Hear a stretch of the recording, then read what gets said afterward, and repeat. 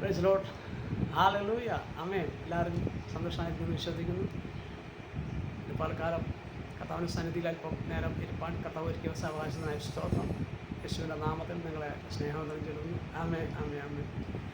ഞാൻ ഇന്ന് പലകാലം നിങ്ങളോടൊരു ചെറിയൊരു കുറിവാക്യം പറയാൻ ആഗ്രഹിക്കുന്നു. വെളിപ്പാട് പുസ്തകം 3-ാം അധ്യായം അതിൻ്റെ 8-ാം വാക്യം ഇങ്ങനെ എഴുതിയിരിക്കുന്നു: ഇതാ ഞാൻ നിൻ്റെ മുമ്പിൽ ഒരു വാതിൽ തുറന്നു വച്ചിരിക്കുന്നു, അതാർക്കും അടച്ചുകൂടാ. നിനക്ക് അല്പമേ ശക്തിയുള്ളൂ, എങ്കിലും നീ എൻ്റെ വചനം കാത്തു എൻ്റെ നാമം നിഷേധിച്ചിട്ടില്ല. ആമേൻ, ആമേൻ, ആമേൻ. നമ്മൾ കർത്താവിൻ്റെ സന്നിധിയിൽ വചനം കാത്തതുകൊണ്ട്, യേശു കർത്താവിൻ്റെ വചനം കാത്തതുകൊണ്ട് കർത്താവ് പറയുകയാണ്, നിനക്ക് അല്പമേ ശക്തിയുള്ളൂ. കർത്താവിനറിയാം, പക്ഷെങ്കിലും നീ എൻ്റെ വചനം കാത്തതുകൊണ്ട്. അപ്പോൾ കർത്താവിൻ്റെ വചനം എന്ന് പറഞ്ഞാൽ അത് പൊന്നിനേക്കാളും ഊതി കാച്ചിയെടുത്ത പൊന്നിനേക്കാളും അത് ശുദ്ധിയുള്ളതാകയാൽ ആ വചനം നീ കാത്തതുകൊണ്ട് സ്വർഗത്തിലെ ദൈവം അരുൾ ചെയ്യുന്നു, നിനക്കൊരു വാതിൽ തുറക്കാൻ പോകും. യേശു കർത്താവ് വാതിൽ തുറന്നാൽ ആർക്കും അടക്കാൻ പറ്റില്ല, ആർക്കും തുറക്കാനും പറ്റാത്ത രീതിയിൽ അങ്ങനെ ഒരു വാതിൽ തുറക്കുന്ന ഒരു ദൈവമുണ്ടെങ്കിൽ അത് യേശു കർത്താവ് മാത്രമേ ഉള്ളൂ. അടൽമനറുടാനഘട്ടം നമ്മൾ പറയുന്ന യേശു അത്ഭുത മന്ത്രി, വീരനാം ദൈവം, ആധിപത്യമുള്ളവൻ. ഈ യേശുവിൻ്റെ നാമത്തിൽ ഇന്നോളം നടന്നിട്ടുള്ള അത്ഭുതങ്ങളൊക്കെയും ഒന്നോടൊന്ന് വർണ്ണിച്ച് നമുക്ക് തീരത്തില്ലാത്ത നിലവാരത്തിൽ യേശു കർത്താവ് അത്ഭുതങ്ങളുടെ ഒരു തിരമാല തന്നെ ചെയ്തു. നിങ്ങളോട് പറയട്ടെ, നമ്മൾ സാമ്പത്തിക പ്രതിസന്ധികൾ അനുഭവിക്കുമ്പോൾ, പ്രതികൂലങ്ങൾ അനുഭവിക്കുമ്പോൾ, യേശുവേ എനിക്കാരായി വാതിൽ തുറക്കും, എനിക്കാര് വഴി തുറക്കുമെന്ന് ഭാരപ്പെടുന്ന സഹോദര സഹോദരി, നിങ്ങൾ ഭാരപ്പെടല്ലേ. നിങ്ങൾ പ്രയാസത്തിലാണെന്ന് സ്വർഗത്തിലെ ദൈവം കാണുന്നത് കൊണ്ട് പറയുകയാണ്, നിന്റെ കഴിഞ്ഞാൽ വാതിൽ തുറക്കും. ഈ വാതിൽ ആർക്കും അടക്കാൻ പറ്റില്ല, ആർക്കും തുറക്കാൻ പറ്റാത്ത നിലവാരത്തിൽ ഒരു വാതിലുകൾ തുറക്കുന്ന ഒരു ദൈവം. ഹല്ലേലൂയ. ക്ഷമാധരാമന റെയിൽബ റഗോഷ്യ. യേശു അടച്ചാൾക്ക് തുറക്കാൻ പറ്റില്ല. ഈ ലോകത്തിലൊരു വാതിൽ ആരെങ്കിലും അടച്ചാൽ, ഈ ലോകത്തിലെ ഒരു വാതിൽ ആരെങ്കിലും തുറന്നാൽ അത് അടക്കാൻ പറ്റും. ഏതെങ്കിലും ഒരു വാതിൽ അടച്ചാൽ തുറക്കാൻ പറ്റും, അത് തുറന്നാൽ അടക്കാൻ പറ്റും. ഇത് രണ്ടും ചെയ്യുവാൻ പറ്റും. ഈ ലോകത്തിൽ അതിനെ തകർക്കുവാനുള്ള ശക്തിയുണ്ട്, അതുകൊണ്ട് അത് ചെയ്യുവാൻ സാധിക്കും. എന്നാൽ സ്വർഗത്തിലെ ദൈവം ഒരു വാതിലടച്ചാൽ അത് തുറപ്പാൻ സാധ്യമല്ല. അത് തുറക്കുവാൻ ഉള്ള ശക്തി ലോകത്തിന് ഇല്ല. അതുകൊണ്ട് പറയട്ടെ, യേശു നിങ്ങൾക്കൊരു വാതിൽ തുറന്നാൽ ഈ ലോകത്തെ ഭരിക്കുന്ന പൈശാചിക മണ്ഡലങ്ങൾക്ക് തുറക്കുവാനോ പറ്റാത്ത നിലവാരത്തിൽ, അടക്കുവാനോ പറ്റാത്ത നിലവാരത്തിൽ ഇത് കർത്താവ് ചെയ്യും. നിങ്ങൾക്ക് വേണ്ടി തുറക്കും, ആരടക്കും? കർത്താവ് നിങ്ങൾക്ക് വേണ്ടി വാതിൽ അടക്കും, ആര് തുറക്കും?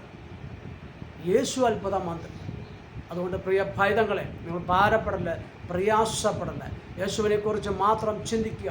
ഇനി ക്രൂശിക്കപ്പെട്ടവനായ ക്രിസ്തുവിനെക്കുറിച്ചല്ലാതെ ഒന്നിനെക്കുറിച്ച് എനിക്ക് ചിന്തിക്കേണ്ട എന്ന് പൗലോസ് അടിവരയിട്ട് പറയുമ്പോൾ, ഈ വചനത്തിൽ ജീവനുണ്ട്. പാറയെ തകർക്കുന്ന കൂടമെന്ന് വചനം പറയുമ്പോൾ പാറയെ മാത്രമല്ല, ഹൃദയങ്ങളെ കല്ലിന് സമാനമായി ഉറപ്പിച്ചിരിക്കുന്ന കല്ല് പോലുള്ള ഹൃദയങ്ങളെ ദൈവത്തിൻ്റെ വചനമെന്ന ആത്മാവെന്ന വാളിനാൽ കർത്താവേ ഇവരെ ഹൃദയങ്ങളെ സ്പർശിക്കണമേ. ഇവരെ ഹൃദയത്തെ ഉറപ്പിച്ചിരിക്കുന്ന കല്ല് പോലെ ഉറച്ചിരിക്കുന്ന ഹൃദയങ്ങളെ മാംസളമാക്കി തീർക്കണമേ. ദൈവത്തിൻ്റെ വചനത്തിൻ്റെ ശക്തി ഇരുവായ്ത്തരവുള്ള ഏത് വാളിനേക്കാളും മൂർച്ചയുള്ളതായാൽ അത് അത്ഭുതം ചെയ്യും. ഈ ലോകത്തിൽ അനേക വാളുകളുണ്ട്, ഈർച്ചവാളുണ്ട്, അരക്കവാളുണ്ട്, മുറിക്കുന്ന വാളുകളുണ്ട്.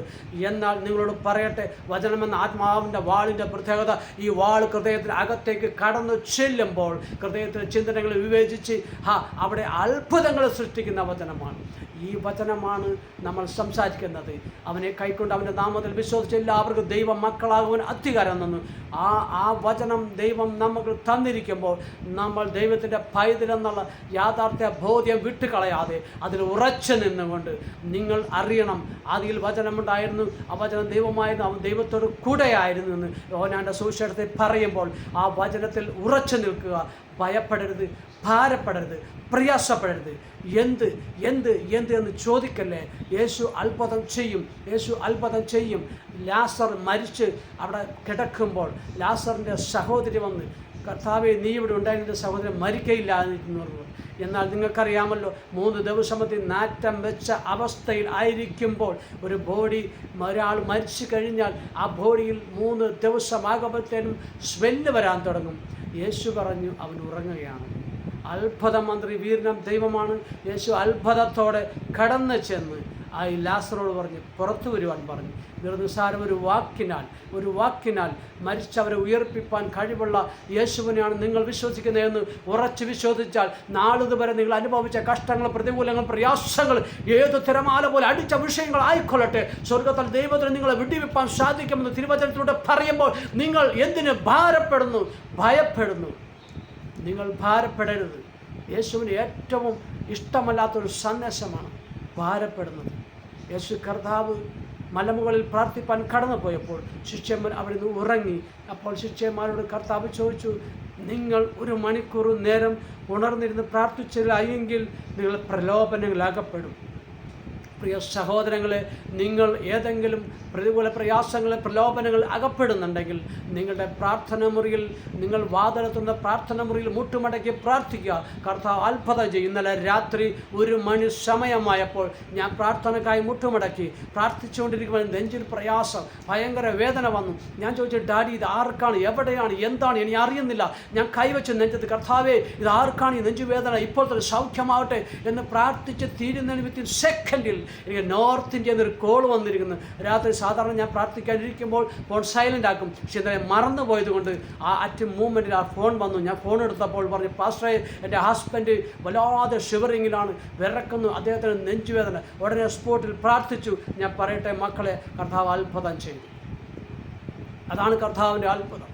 യാത്രയുടെ യാമങ്ങളിൽ ഉണർന്നിരുന്ന് പ്രാർത്ഥിപ്പാൻ നിങ്ങളും ഞാനും എല്ലാവരും ഇതിൽ ഒരുങ്ങിയിരിക്കേണ്ടവരാണ്. അനേകരെ പിശാച് ഈ വേദനയിൽ, രോഗത്താൽ ഭാരപ്പെടുത്തുമ്പോൾ ദൈവം ഈ സന്ദേശങ്ങളെ അറിയിപ്പാൻ നമ്മളെ അറിയിക്കണമെങ്കിൽ നമ്മൾ ഉണർന്നിരിക്കേണ്ടത് അത്യാവശ്യമാണ്. നിങ്ങൾ പ്രാർത്ഥന മുറിയിൽ ഉണർന്നിരുന്ന് പ്രാർത്ഥിക്കുമ്പോൾ സ്വദേശത്തും വിദേശത്തുമായിട്ടുള്ള പല വ്യക്തികളുടെ പേരുകളും അഡ്രസ്സുകളും ഫോൺ നമ്പറുകൾ വരെ കർത്താവിന് തരുവാൻ സാധിക്കും.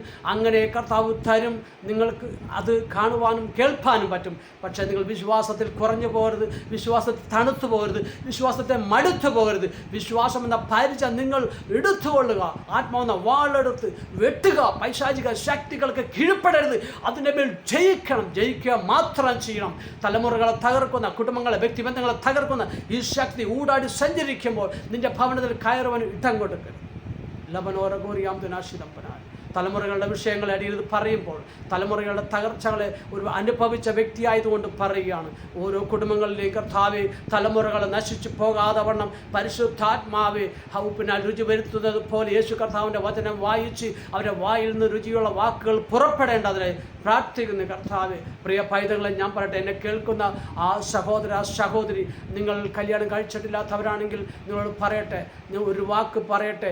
നിങ്ങൾ കല്യാണം കഴിക്കുന്നെങ്കിൽ പരിശുദ്ധാത്മാവ് നിറഞ്ഞ ഒരു സഹോദരനെ മാത്രമേ കല്യാണം കഴിക്കാവൂ. നിങ്ങൾക്ക് കർത്താവിൻ്റെ വേലയോട് ബന്ധപ്പെട്ട് എരിവുള്ളവരാണെങ്കിൽ എരിവ് കെട്ടുപോകാതെ ഇരിക്കണമെങ്കിൽ അഭിഷേകമുള്ള ഒരു ജീവിത പങ്കാളിയെ തിരഞ്ഞെടുക്കുക. പരിശുദ്ധാത്മാവിൽ കീഴ്പ്പെടുക. പരിശുദ്ധാത്മാവ് തക്കതായ തുണയെ തരുമെന്ന് വാഗ്ദത്തം ചെയ്തിരിക്കുമ്പോൾ സ്വന്തമായ ബുദ്ധിയിൽ പിശാച് തരുന്ന കെടിയിൽ വീണുകൊണ്ട് പ്രേമത്തിൻ്റെ അടിമത്തത്തിൽ വീണു പോകാതെ അതിലൂടെ കെട്ടുപോകും, നശിച്ചു പോകും, തകർന്നു പോകും. അതുകൊണ്ട് പറയട്ടെ, ഒരു സഹോദരൻ വിശ്വാസത്തിലായിരിക്കുന്ന ഒരു പൈതലെ നീ തിരഞ്ഞെടുക്കുന്ന വ്യക്തി നിനക്ക് ഹല്ലേലൂയ നന്മ തരുമെന്ന് വിശ്വസിക്കേണ്ട. ഈ സ്വർഗത്തിലെ ദൈവം, പരിശുദ്ധനായ ദൈവം നിനക്ക് തിരഞ്ഞെടുത്ത് തന്നാൽ അത് ഏക്കാലവും നിന്റെ കൂടെ ഉണ്ടായിരിക്കും. മാതാവിനും പിതാവിനും ലജ്ജ കൂടാതെ, തലയിൽ തുണിയിടാതെ പുറത്ത് നടത്തക്ക രീതിയിൽ അത്ഭുതം ചെയ്യും. അതുകൊണ്ട് പറയട്ടെ പൈതങ്ങളെ, നിങ്ങൾ തിരഞ്ഞെടുക്കരുത്, പരിശുദ്ധാത്മാവിനെ ഏൽപ്പിക്കുക. യേശു കർത്താവ് ഒരു കാര്യം പറഞ്ഞ്, എനിക്ക് പോകുവാൻ സമയമായി, ഞാൻ പോകാൻ നിങ്ങൾ പ്രയോജനമില്ല, ഞാൻ പോയി കഴിയുമ്പോൾ സഹായം വരും, അവൻ വന്നു കഴിയുമ്പോൾ നിങ്ങൾ ശക്തി പ്രാപിക്കുമെന്ന്. ആ സഹായകൻ നമ്മൾക്ക് വേണ്ടി വരും. അവൻ കാര്യസ്ഥനായിട്ട് വരും. ആ കാര്യസ്ഥൻ വന്നു കഴിയുമ്പോൾ ചോദിക്കണം, പരിശുദ്ധാത്മാവെ എൻ്റെ കല്യാണത്തിന് ആരെയാണ് തിരഞ്ഞെടുത്തിരിക്കുന്നത്? അത് കറുത്തതായിക്കോട്ടെ, വെളുത്തതായിക്കോട്ടെ, പൊക്കം കുറഞ്ഞതായിക്കോട്ടെ, പൊക്കം കൂടിയതായിക്കോട്ടെ, പരിശുദ്ധാത്മാവ് തിരഞ്ഞെടുക്കുന്ന വ്യക്തിയെ മാത്രം മതി എന്ന് പറയുന്ന സഹോദര സഹോദരി, നിന്റെ ജീവിതം അത്ഭുതമായി തീരും. നിനക്കുള്ള തലമുറ അനുഗ്രഹിക്കപ്പെടും. തെറ്റായ വഴിയിൽ സഞ്ചരിക്കരുത്. വിശ്വാസം എന്ന വിശ്വാസത്തിലൂടെ വന്നിട്ട് സ്നാനം സ്വീകരിച്ചിട്ട് യേശു കർത്താവിനെ നമ്മൾ പ്രഘോഷിക്കപ്പെടേണ്ടവർ, സുവിശേഷം പ്രസംഗിക്കേണ്ടവർ സ്നാനം സ്വീകരിച്ചിട്ട് തെറ്റിപ്പോയാൽ ദൈവരാജ്യത്തെ അപമാനിക്കുന്നതിന് തുല്യമാ, പരിഹസിക്കുന്നതിന് തുല്യമാ. പ്രിയ പൈതലെ, സഹോദര സഹോദരി, മാതാവ് പിതാവെ, നിങ്ങൾ സ്നാനം സ്വീകരിച്ചിട്ടും പിന്നെയും യേശു ക്രിസ്തുവിൽ അടിസ്ഥാനമിട്ട ഭവനം പോലെ ഉറച്ചു നിൽക്കാതെ ഇളകുന്നുണ്ടെങ്കിൽ, നിങ്ങൾ മറ്റുള്ളവരുടെ മുമ്പിൽ സിനിമാക്കോട്ടയിലും സിനിമയിലും ബറിക്കൂത്തിലുമെല്ലാം അകപ്പെട്ടിരിക്കുന്നെങ്കിൽ തിരിച്ചു വരിക. കർത്താവ് നിങ്ങളെ അനുഗ്രഹിക്കും. എല്ലാവരെയും യേശു കർത്താവ് അനുഗ്രഹിക്കട്ടെ എന്ന് പറഞ്ഞ സന്ദേശം ഇവിടെ അവസാനിപ്പിക്കുന്നു. നാളെ അടുത്തൊരു വീഡിയോയിൽ നമുക്ക് നേരിട്ട് കാണാം. കർത്താവ് അനുഗ്രഹിക്കട്ടെ. പരിശുദ്ധനായ ദൈവമേ, സ്വർഗ്ഗപിതാവ്, ഇവർക്ക് വേണ്ടി ഞാൻ പ്രാർത്ഥിക്കുന്ന അപ്പ, ഈ സന്ദേശം കേൾക്കുന്ന ഈ വ്യക്തികളുടെ ജീവിതത്തിൽ ഒരു മനമാറ്റം ഉണ്ടാകട്ടെ, മാനസാന്തരം ഉണ്ടാകട്ടെ. ദൈവമേ, ദൈവരാജ്യം സമീപിച്ചിരിക്കാൻ അസന്നമായ ക്രോധത്തിൽ ഓടിയകലുവൻ മാനസാന്തരപ്പെടുമെന്ന് യോഹന്നാൻ പറഞ്ഞതുപോലെ കർത്താവെ, പ്രിയ പൈതൃകങ്ങൾ മാനസാന്തരപ്പെടട്ടെ. ഈ വചനം കേൾക്കുന്ന വ്യക്തികളുടെ ഉള്ളിൽ കർത്താവെ മാനസാന്തരത്തിൻ്റെ അനുഭവങ്ങളുണ്ടാകുന്നത് പ്രാർത്ഥിക്കുന്നു. വചനം അത്ഭുത ക്രിയ ചെയ്യട്ടെ. എല്ലാ മാനവ മൗത്വം കർത്താവ് എടുക്കണം. പ്രാർത്ഥനയായിട്ടിരിക്കുക. സ്തോത്രം. യേശുവിൻ നാമത്തിൽ തന്നെ. സ്വർഗീയ നല്ല പിതാവേ, ആമേൻ.